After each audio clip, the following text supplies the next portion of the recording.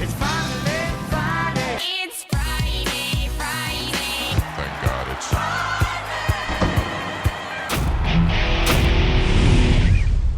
Welcome back to the Friday Show, presented by Woodbine Racetrack. I'm Scott Jagow, coming to you once again from Melbourne, Australia. Today I'm on the banks of the Yarra River, which runs right through downtown. It's a beautiful day. We're only a day away from the Victoria Derby and then just a few days from the Melbourne Cup. Coming up, a horse really did walk into a bar just close to here, and he's a Melbourne Cup winner. I'll explain in a moment. But first, I've had some questions about how Australian racing works, how you bet on it, so I wanted to get into that a little bit. In terms of information, it just so happens that a website just launched called skyracingworld.com, and it is the perfect match for Americans wanting to learn more and bet on racing in Australia and New Zealand and South Africa. Skyracingworld.com, race replays, handicapping analysis, betting tips, form guides, anything you can think of in terms of information is available there, so please check it out. It's the perfect resource for wagering on the Derby and the Melbourne Cup.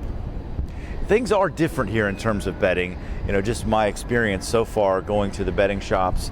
You have tote options, pari-mutuel wagering, or you can fix your odds like with a bookmaker. Just press a different button. A lot of different options in terms of wagering too. One is called FlexiBet, which I think is really interesting. You just say, I want to bet $10 or $20. You pick the number of horses you want to combine, and then you get a percentage of the winning total. You don't have to do the math yourself, so that's kind of a nice wager. So now we're learning a little bit more about how everything works here. Do you know who's delivering your late mail, though? Do you have a roughie picked out? Are you ready to punt? Let's learn how to speak Australian racing. Each way you get paid the win dividend if you win and place for second and third. The late mail, so supposedly the expert tipster has had a look at the horse in the yard. That is the horse that the expert has supposedly settled on heading into the race. Oh, that's the horse the money's coming for.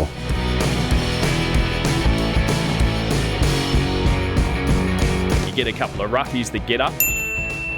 When you've got those, then obviously the dividend's going to be a lot larger. Sort of, if you're box seating, you're just in there and you're sitting pretty. I've no idea why punter is punter, but it's just another Australian term, I think.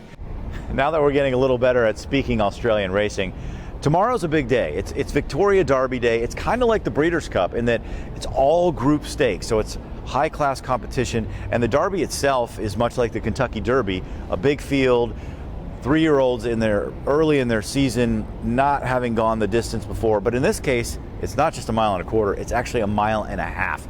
So there's a lot of preparation that goes into it. I spoke with trainer Kieran Marr, who has Beach Life, one of my roughies for the race, by the way, about how to get ready for it.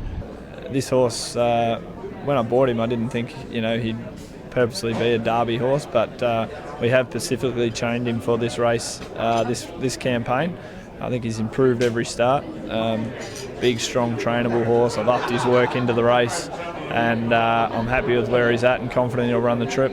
The favorite for the Derby is from New Zealand, a horse named Sacred Elixir, and at the barrier draw earlier this week, the post position draw, he drew the one post, which is very good.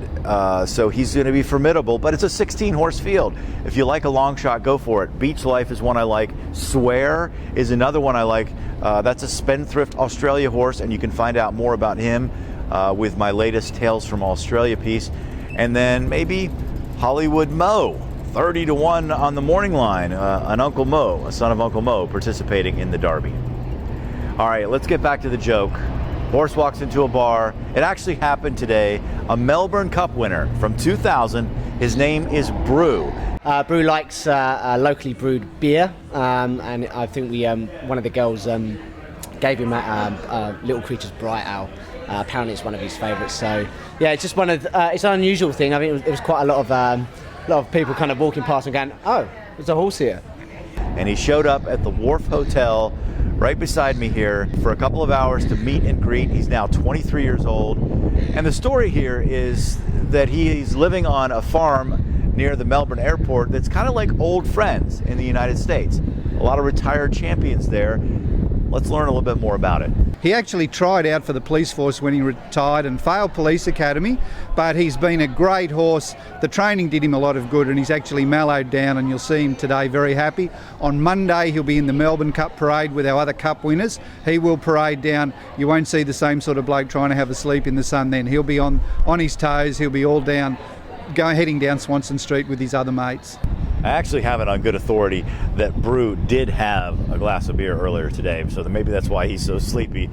But it's not sleepy around here. The Melbourne Cup parade is still to come. Lots more activities. The anticipation is building. More coverage from Melbourne, Australia to come, but right now that's going to do it for the Friday show presented by Woodbine Racetrack. Talk to you soon.